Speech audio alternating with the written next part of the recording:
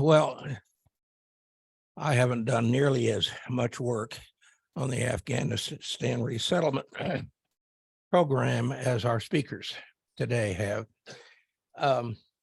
So I'm going to introduce both of them. The first is Dr. Randy Kluver, who is Associate Provost and Dean of the School of Global Studies and Partnerships at OSU, and he's also the Humphreys Chair in Global Studies at OSU. Before I read you a little of his bio, you know that Catholic Charities was responsible for the federal grant that allowed us to get started on this back about a year and a half ago. And their grant was for only about 6 months, as I recall. And once that money was out, they were done. But we had refugees here to take care of. And even before that happened, Randy Kluver got OSU involved and his School of Global Studies.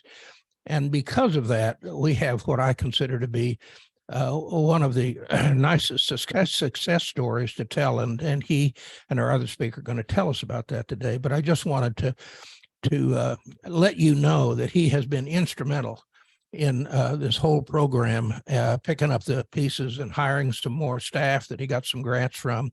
So his responsibilities in his position at OSU include oversight of the Study Abroad National Student Exchange Office, the Wes Watkins Center for International Trade Development, International Students and Scholars, the English Language Institute, the China programs, the OSU UPAEP Liaison Office, Fulbright Program, and the School of Global Studies graduate program. He's got extensive international experience, been all over the world. I'm not going to go into the details on that. But before we welcome him up here, I also want to introduce his colleague now, who is fairly recent to OSU, and that's Dr. Emily Boersma. Emily is director of the OSU English Language Information Center, Improvement Center. She's a Stillwater girl who got her passion for all things international when she was 16 years old. And her family hosted a Rotary exchange student from Mexico. After completing her bachelor's degree in international politics from Penn State, she received a certificate for teaching English as a foreign language from New World Teachers in San Francisco. And there she began a teaching career in Santiago, Chile. She's got a master's degree in linguistics from Curtin University in Perth, Australia.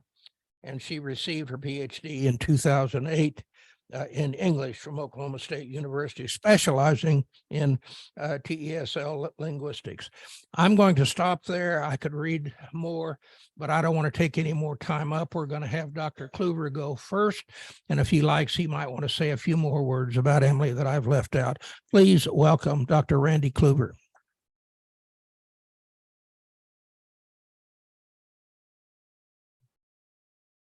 Thank you so much, Larry. It's great to be here. It was just a little over a year ago that I met with you all before with Mike Fitzgerald to talk about this project as it was emerging. At that point, it was a lot of guesswork.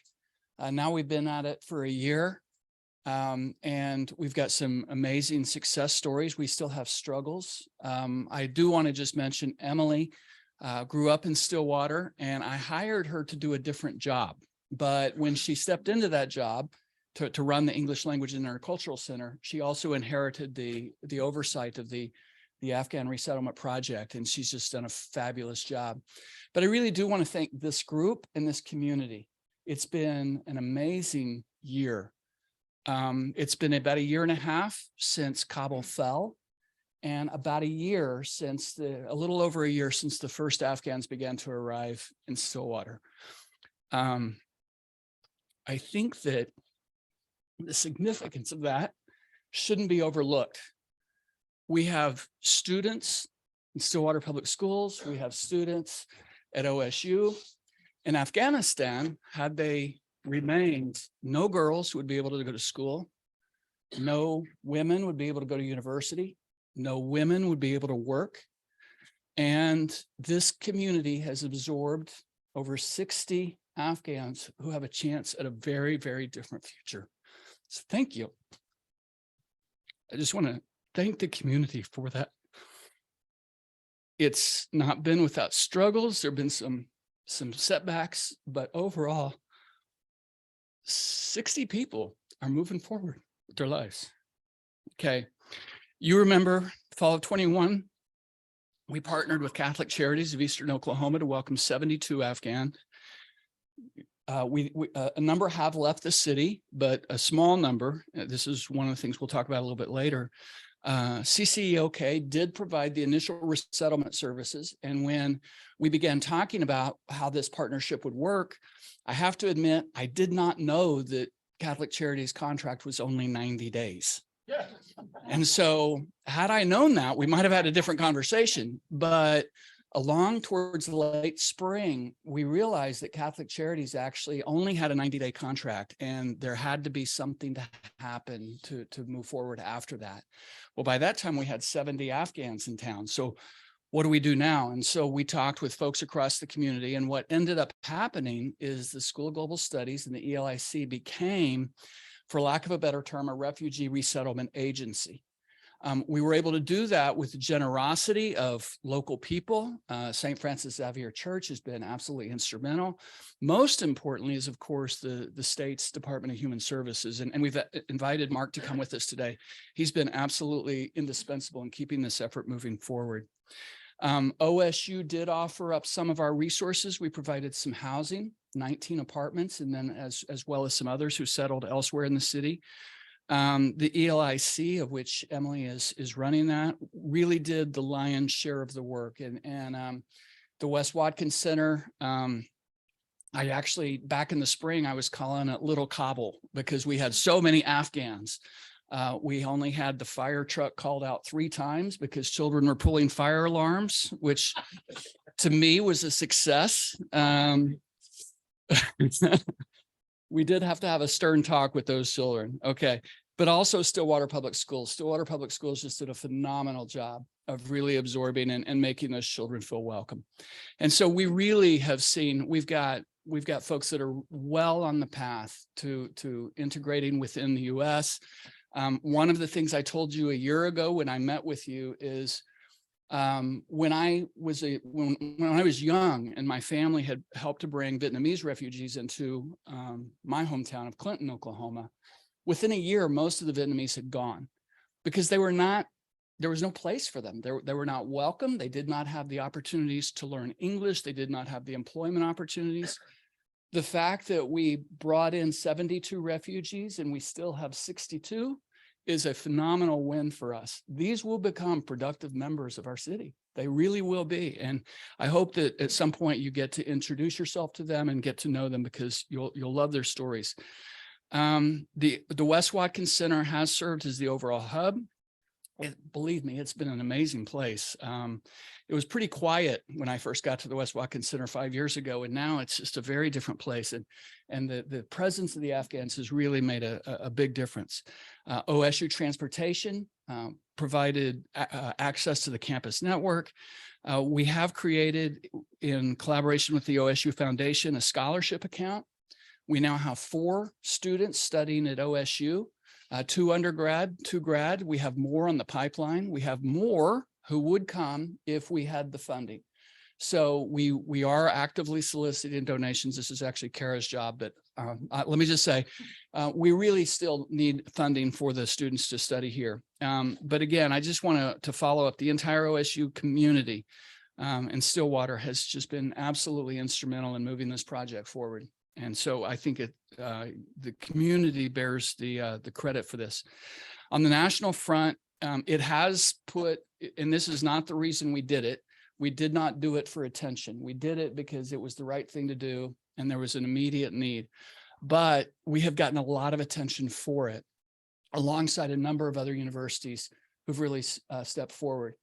Probably the largest university effort to resettle Afghan refugees happened here in Stillwater. There have been 2 other really prominent ones. One was Arizona State. Arizona State absorbed 70 female students from the Asian University for Women and just brought them in. and said, you can come here, you can study for free. And they didn't ask how they were going to pay for it. I don't know that they figured it out yet.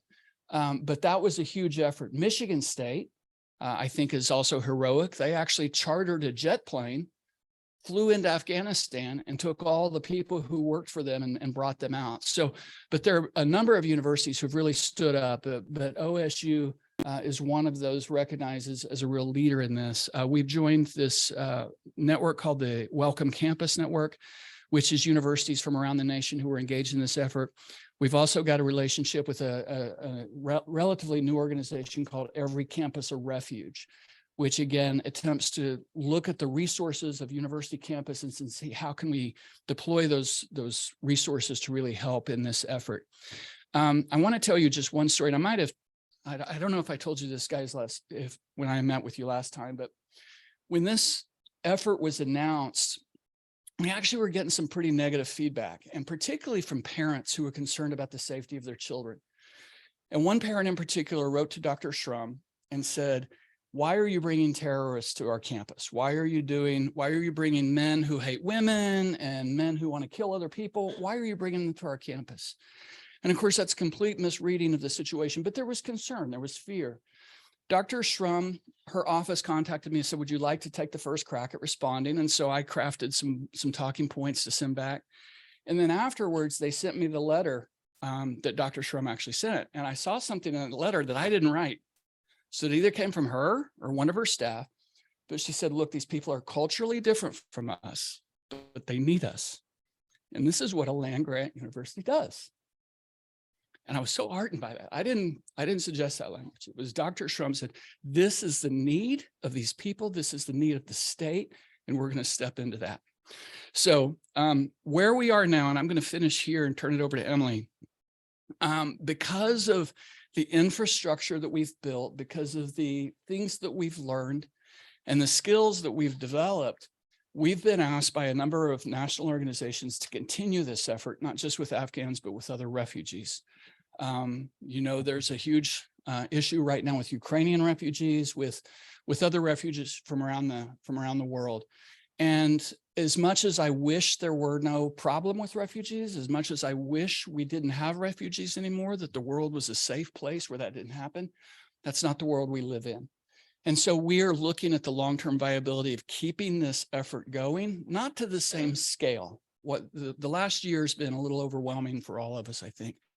But what can we do to really help bring people into the state and bring them into our community so that they become assets to our community? Not only do we meet their real, tangible, physical, emotional needs, but they become an asset to our community. So we're still looking at that, and you know, we'd love to hear your thoughts on that moving forward. But I'm going to turn it over to Emily now to talk about the details of what's been happening.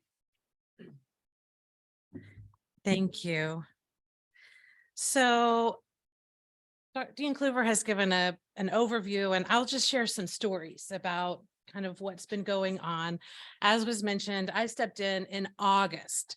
So a lot of the real scramble and crisis management and housing and how are people going to feed themselves and where are they going to get their bed, that was already kind of taken care of by the time I stepped in. And so we've started focusing on now establishing lives and helping them really, really settle. Our team, some of you may know Sarah Murray is one of our full-time caseworkers, or is our full-time caseworker. So she started at the very beginning. Am I okay? Yeah, okay. So, and thanks to funding from DHS, we were able to hire 2 part-time caseworkers. We've also hired Niamatullah. He goes by Rocky. He's our translator and our language specialist. And I don't think he chose that name for himself. But I don't think he knew the extent to which he would become our rock. We've talked about the 2 languages. We're serving people from Pashto speaking and Dari speaking backgrounds. And without Rocky, we would just be lost. So as a team, our work really revolves around assessment, budgeting, employment, education, language, and goal planning.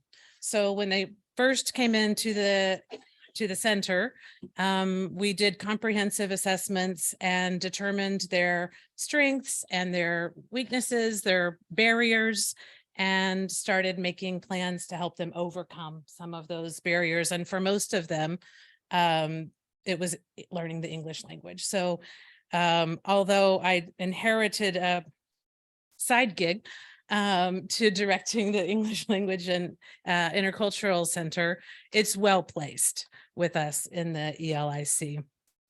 So the team focuses on the assessment, budgeting, and education, language, but there's so much more that we can't do in our offices. And so many of you I know have been involved as family assistants, volunteers from the beginning. I've been overseas for 19 of the past 25 years, and to come back to my hometown and see this community coming together to support Afghans with such big open hearts has just been, it's been a wonderful welcome home for me to step into this. This project has so much tragedy and so much beauty and success that it's difficult to look at these photos and share them with you without getting emotional. It's amazing. It's the resilience of our new Afghan neighbors and the hard work and love and passion of the Stillwater community it's simply remarkable. So as family assistants, we paired each Afghan family with a local Stillwater family. And basically that family was assigned with just teaching them how to live here, how to get a driver's license, how to go to the supermarket, how to make friends, what are the social events, how to celebrate a birthday party here. How do you get ready to celebrate your child's birthday in a new environment, helping their families get driver's licenses and buy cars. We have also here, going to an OSU soccer game, for example, and the baby up there was born 6 weeks premature and likely would not have survived had she been born in Afghanistan. And her family assistant she was in DQ in Oklahoma City for the first 6 weeks of her little tiny life. And the family assistant took the parents back and forth to be with their child, hundreds of trips to Oklahoma City. So we are still looking for new family assistants. We'd like to bring in some new energy. A lot of the people who have been working on this project are exhausted and have kind of done maybe as much as they can do. So we are looking for new volunteers to maybe co-assist with another family assistant group. So we'll put that plug in. There are lots of opportunities for childcare, for homework, for tutoring. What we really need is an on-call driver for 6:30 in the morning when we get these messages. Sorry, Stillwater public buses aren't running today. Find your own way to get your kids to school. And our Afghan families are receiving these messages. They don't have cars. They don't live walking distance from the school. They need to get their kids to school. So that'd be great to have an on-call volunteer who could drive kids to school on the occasion that the bus doesn't run. We are so proud and thankful for our partnership with Stillwater Public Schools, and we have a monthly English night, again, that we're able to do thanks to ECAR that Dean Kluver mentioned. That's Every Campus a Refuge. We received funding through them, and Stillwater Public Schools also has some funding through DHS. So the partnership there is really special. The kids in Stillwater Public Schools are thriving. They have support. There are 3 people hired from the evacuees themselves. 3 of them are employed by Stillwater Public Schools and are offering services to the students there. And here you can see Officer Rico, our OSU Police Department liaison, showing the kids his badge and teaching people what to do what happens if they have a car wreck, not to drive without a driver's license, and talking to kids about, I'm your friend just because I'm in a uniform and look scary. He was out of uniform there. I'm your friend, and the police are people that you can turn to for help. We're so grateful for our community partners. Prairie Arts has been wonderful in offering support through art. There have been projects that allowed women to come together to work on art and crafts projects, to do something similar to what they may have been doing in their homes before they were uprooted and brought here. They may have gotten together on a Saturday morning and made their handcrafts. So it's given women and kids opportunities to have a little bit more normal time. We can't thank St. Francis enough for providing extra funding for medical needs that are not covered by Sooner Care, but for dental. We've had 12 root canals done in the past 2 months, and we have 15 scheduled. So there are people who have, partial root canals. I don't know what that is. I don't think we do that here, but they have to have things redone, and they're not covered by insurance, and they're really expensive, and you can't function if you're in pain like that. This girl, her smile is, it's not perfect, but she was missing one of those front teeth.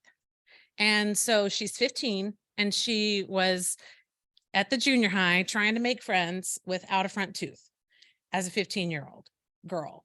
So she was wearing a mask, and that makes it hard to fit in. And so she's really happy. That's a temporary fix, but look at the confidence in that smile. And so we're really appreciative for that. And for all the volunteers.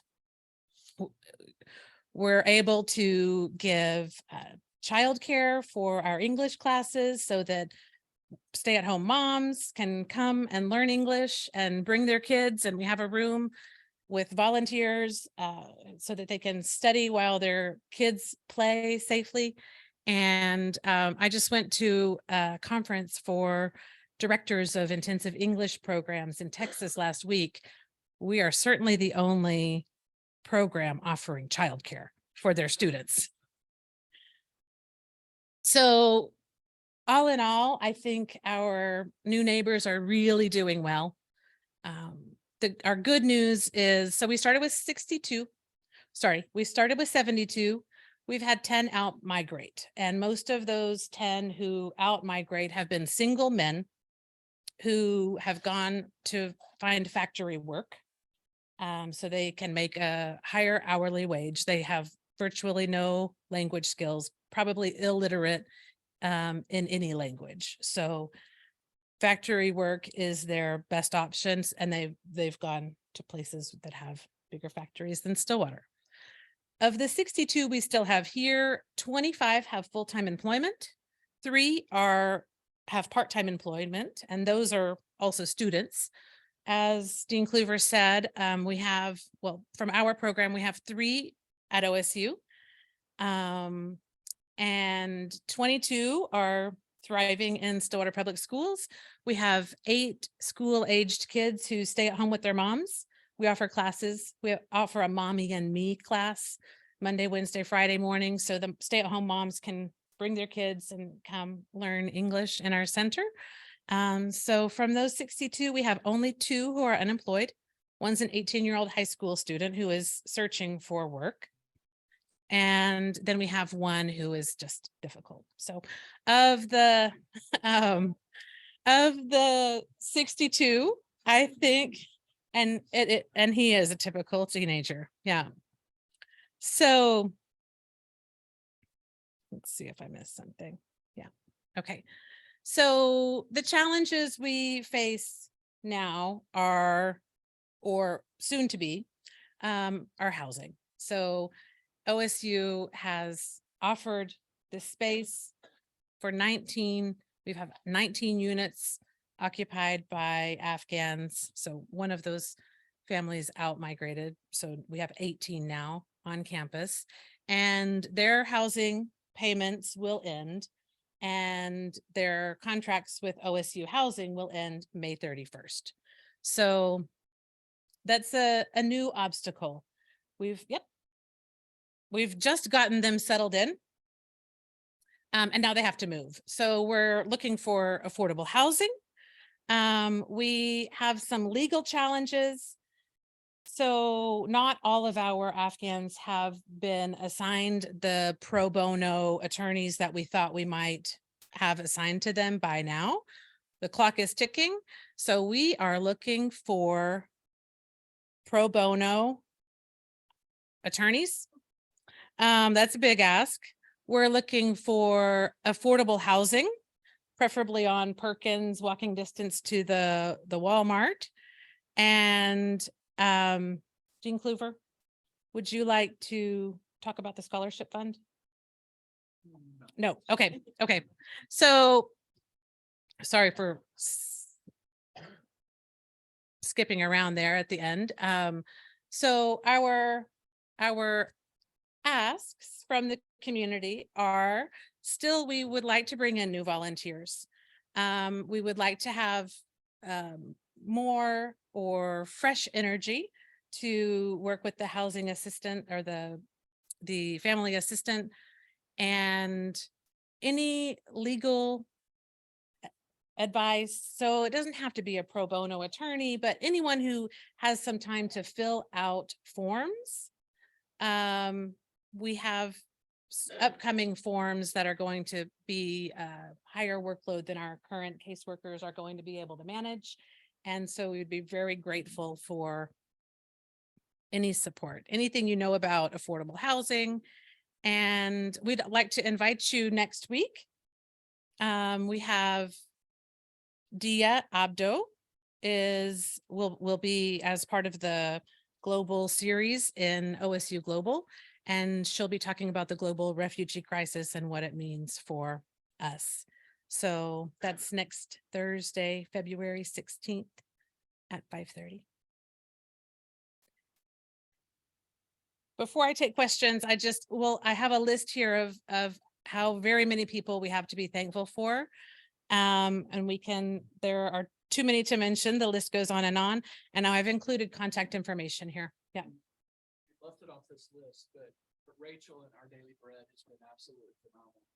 So we're so grateful for their assistance as well. Yay. Thank you. Thank you. Okay. Question. Wait for the mic here. Can you tell me what role the Islamic Society of Stillwater has played in all this? I just assume, and it may be presumptuous, that most of these immigrants are Muslim. Mhm. They are all Muslim, and the Islamic Society has been terrific.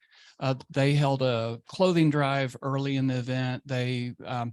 I think their biggest frustration is they haven't figured out how they can really help.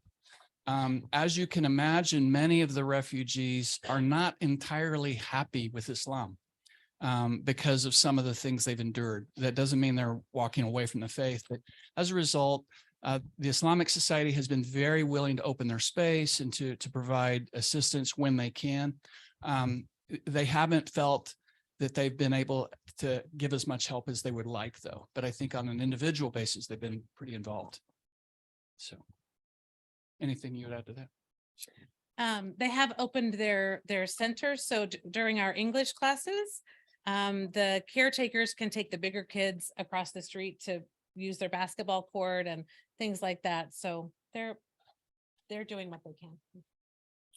So next question over here is how many native or how many Pashto speakers were in Stillwater before these folks arrived?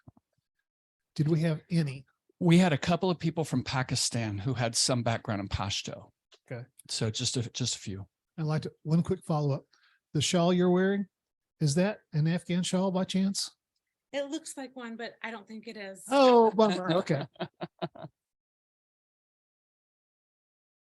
One question I had, I believe you'd mentioned that 25 had found employment here.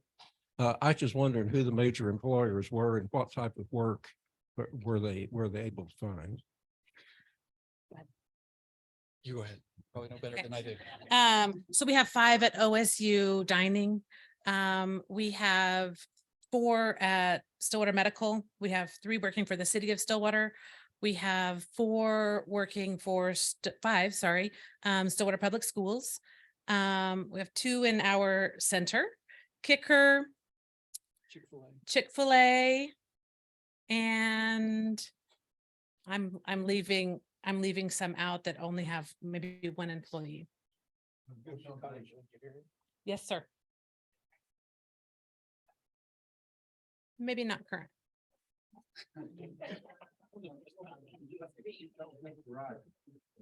Yes, yeah.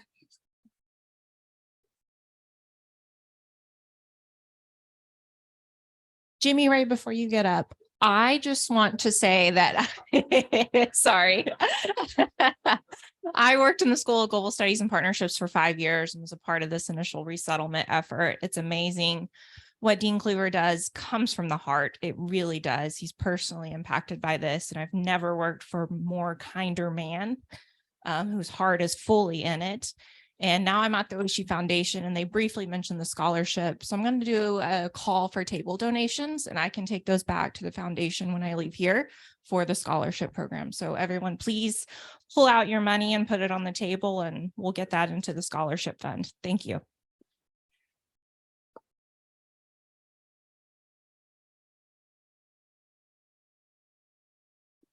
Wow.